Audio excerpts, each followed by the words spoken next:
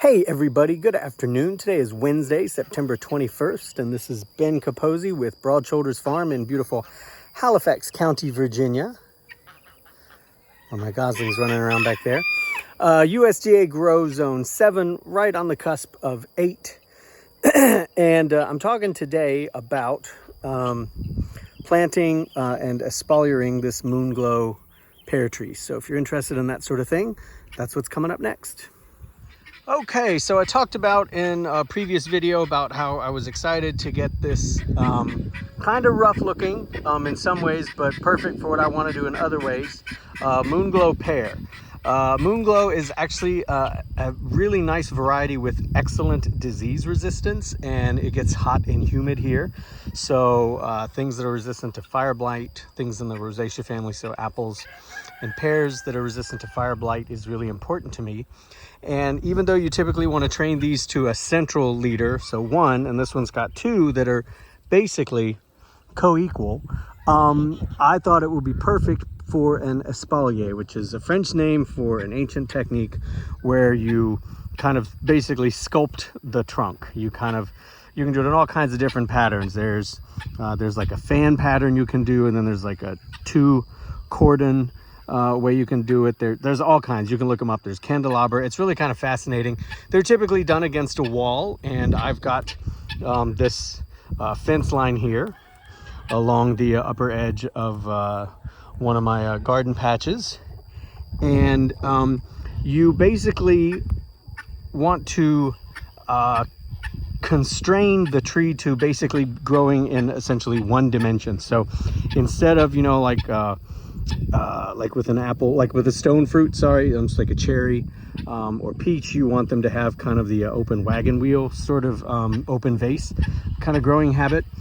You want to constrain it all to like a single plane. So basically everything from here over's got to go, and everything from here over's got to go, and then these two main trunks are going to be bent down, one this way and one that way. So I already put the tree in last night. You can see our soil here is really heavy clay in most spots. I'm working with the poultry to try and improve the soil. We've been working up here for a few years and things are getting better. The first thing I did, thank you, guineas. Hey, please. I love y'all, but shut up. Thank you. The first thing I did was plant it with the graft union to the north so that it avoids sun scald. So that's the graft union right there, where the rootstock is this. The graft of the scion that we actually want, the Moonglow Pear, is there. And so to keep that relatively protected, you could paint it up with like white latex paint or other things, but this tree is old enough, even though it was grown in a pot, that I think it'll be fine. So all I do is just make sure that the graft union points north so that it doesn't get the maximum amount of sun exposure in the winter when there won't be any kind of foliage cover, but I'll work on that in a minute. So anyhow, that was the first thing I did. So now I'm going to get out my hand pruners and just get rid of everything that is not these two main branches. So I'll be right back. Okay, so I'm a bit of a liar. I did get everything off of the trunk down here, but I left this one branch here because I'm greedy, and I can let this grow out over the winter, let it just basically continue to exist here, and then cut it off in midwinter, and I can get like 1, 2, 3, 4 maybe or more really nice sticks of Moonglow Pear to graft onto others to propagate this, and then either make more of them for the farm or sell them. So I'm keeping that one. Okay, all the rest were pretty small, I let them go, but this one's like pencil thickness, so I'm gonna keep it. Okay. Sorry about the guineas. Hey, Queenies, shh, please, thank you. Okay, I have to work in between their piping. Okay, so the next thing I'm going to do is train these branches down, and I'm going to bend them gently, and then I'm going to attach them to the top wire here on my fence. And I talked about this in another video, but basically what you're doing here is you are artificially, you're messing with the hormones of the plant in order to induce fruiting earlier. As I said before, my understanding of it is that in the forest, the dominant hormone is auxin, which drives the tree to grow up, up, up to get to the top of the canopy and collect the most sunlight. Then once it's big enough and the branches become thick enough and they start to branch out that way, the tree sort of changes hormones to the dominant hormone being gibberellin, and that is the hormone that when the tree feels comfy, safe, it's got a nice job, it's got a life partner, and it's feeling like it's okay to settle down and have kids, changes to gibberellin, and then it starts to produce fruit. Well, you can fool a tree into being a bit more precocious and making kids earlier, making fruit earlier by training these branches down. So I'm going to very gently, and this is the time to do this while these are nice and supple, I'm going to train these down and then I'll be right back, okay? We'll see you in a minute. Okay, there it is. Ta-da! So, and I just, you know, I'm not trying to create a tourniquet here. So it's a little tight, but it's not, like I said, it's not like a tourniquet. There's some wiggle room in there. And I bent these down very gently. I don't feel like they're brittle, but, you know, pears have a tendency to split. So I definitely wanted to make sure that, you know, I didn't really stress this too much. But over the course of the winter, these branches will start to settle in to this being their new reality. It's all dead beyond there. Cut that off. And we don't need that character. And I think this end kind of dead. Okay, so over the winter and over the years to come, this tree will get more and more used to having this T shape. And now, but it will start to form fruiting spurs next year. I'm pretty confident. So instead of pushing out leaves, it'll start, it will push out leaves, but it'll also start to put up some fruiting spurs. And lots of these will want to become new vertical growth because the tree wants to have a central leader as well. So I didn't cut this little fellow here, but this guy, and I'm sure others will spring out of here, or any of these many lenticles that could become a branch. So in the spring, I bet you there will be several new water sprouts, new competitors who want to become the new central leader. And your job when you take on a Espaliering project is that you're basically going to be pruning that tree for the rest of both your lives.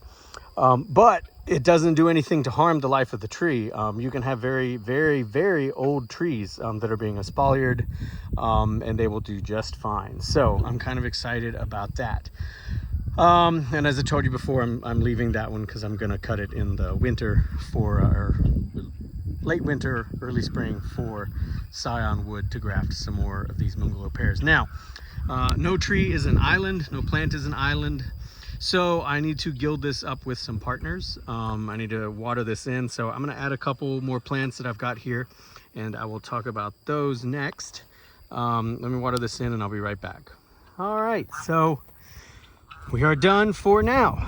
Like I said, no plant is an island, so I try to add some support plants and have some more coming. But for right now, those are, that's a clump of northern sea oats that I put here on the western side, so it'll enjoy all that late afternoon sun. But it's also a shade tolerant grass. It's really great. It looks kind of like clumping bamboo. That's just by way of analogy. I don't know that it's actually related. It certainly doesn't send out runners, but it does self-seed rapidly, but it is perennial. But I got it for these oat-looking seed pods that the geese like and the chickens like. And it just kind of can naturalize very quickly in a landscape. And I'm all about that. And then I just added some kind of garden variety sage that I got at Abbott Firm Garden and Gun, our local nursery that I love shopping with them. And then I mulched everything in.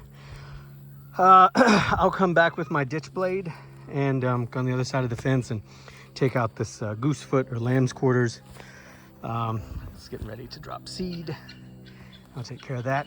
And then, like I said, over the rest of the year and into the years to come, this tree will constantly be sending up water sprouts. My job will be to trim them off. But one of the things that I like about the idea of espaliering fruit trees is that I kind of start to have a permanent supply of a particular scion. So, you know, if every year this thing sends up 3 or 4 or more finger or pencil thick branchlets, I don't know what you call them, shoots, I can harvest those every year in the late winter, early spring, and have kind of a continuous supply of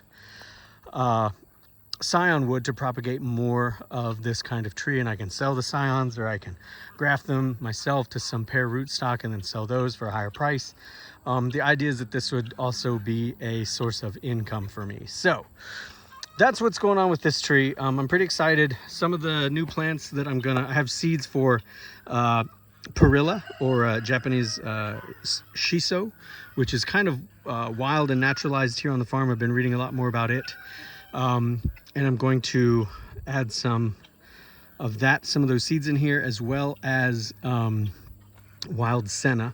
But that's for another video. I have a lot of things I want to do with those plants. So that's where we are. Hope this is helpful. Questions, comments, concern, helpful critique are always welcome. If I've got something wrong or misunderstand something, please speak up in the comments. I am always eager to learn and happy to share the little bit that I think I know. So you can follow the farm at Broad Shoulders Farm on Facebook and Instagram. And you can do that. Sorry, I'm looking at the geese. I hope that you and those you love and care for are happy and well, and continue to stay that way. I'll talk to y'all later. Take care. Bye-bye.